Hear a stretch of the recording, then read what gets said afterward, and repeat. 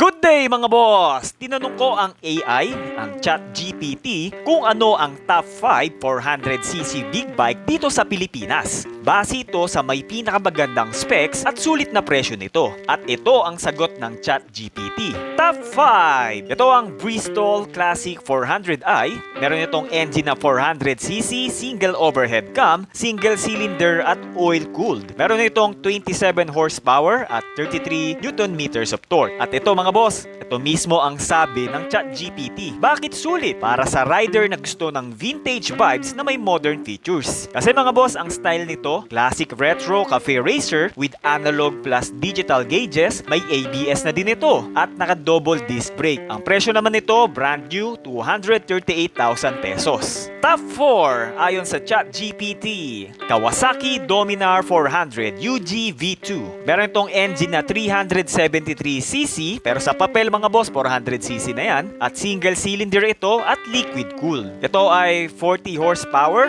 at 35 Newton meters of torque. At ayon sa ChatGPT, bakit ito sulit? Touring ergonomics at matibay na build para sa long distance riding sa budget. Meron kasi itong features na inverted fork, digital display, ABS, touring ready chassis at mga boss, naka-sleeper clutch na din ito. Ang presyo nito nasa 209,000 pesos. At ayon yan sa ChatGPT.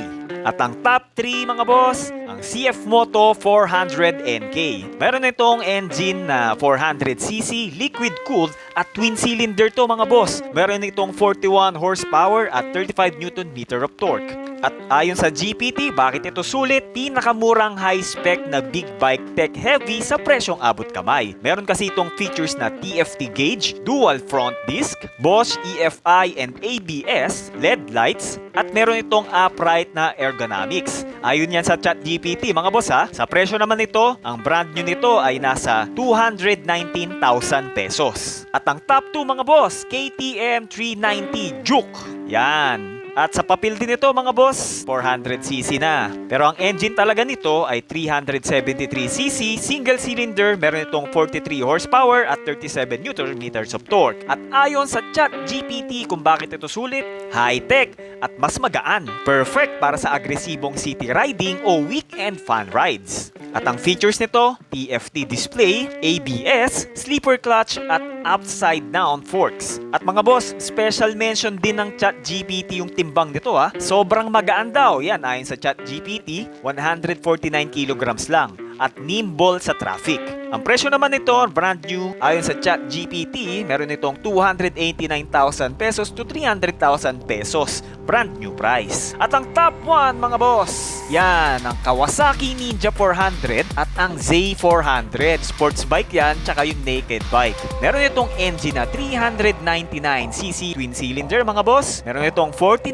horsepower at 38 Newton meter of torque. Yan, bakit daw ito sulit? Matibay, reliable, mahusay sa city riding at expressway, perfect para sa mga beginners at matagal ng riders.